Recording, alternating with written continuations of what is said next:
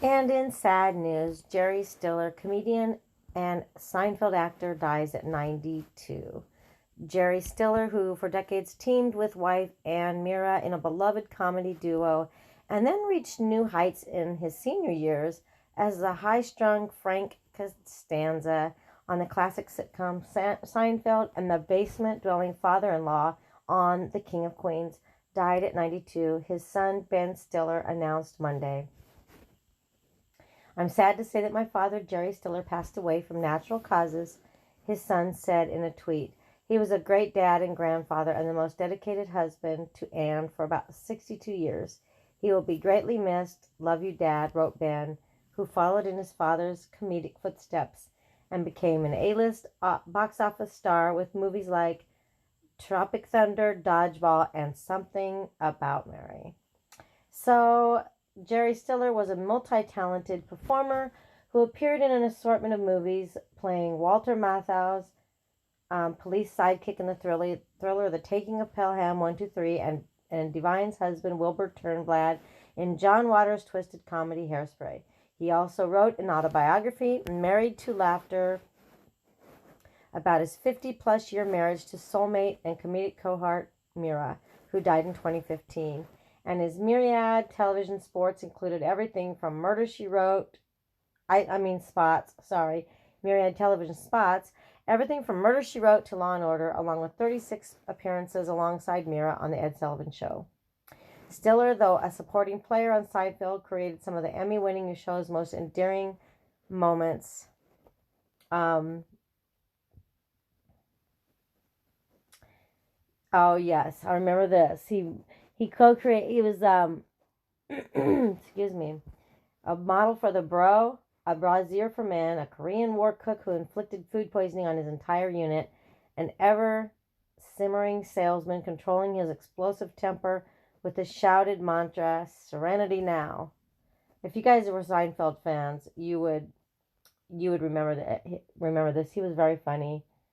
He earned a 1997 Emmy, nominated for his indelible Seinfeld performance in 2005 Esquire interview. Stiller recalled that he was out of work and not the first choice for the role of Frank Costanza, father to Jason Alexander's neurotic George. My manager retired. I was close to 70 years old and had nowhere to go. He was initially told to play the role as a milquetoast husband with an overbearing wife, Estelle, played by Estelle Harris. But the character wasn't working until Stiller suggested his reincarnation as an over-the-top crank who matched his wife scream for scream. It jump-started his career, landing him a spot playing Vince Lombardi in a Nike commercial and the role of another over-the-top dad on the long-running sitcom King of Queens. While he was known as a nut job father on the small screen, Stiller and wife Mira raised two children in their longtime home on Manhattan's Upper Side.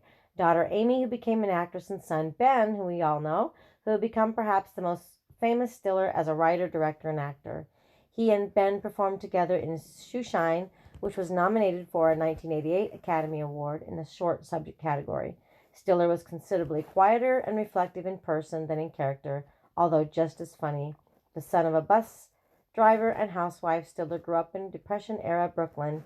His inspiration to enter show business came at age 8, when his father took him to see the Marx Brothers in the comedy classic A Night at the Opera. Years later, Stiller met Groucho Marx and thanked him. Stiller earned a drama degree at Syracuse University after serving in World War II, and then headed to New York City to launch his career.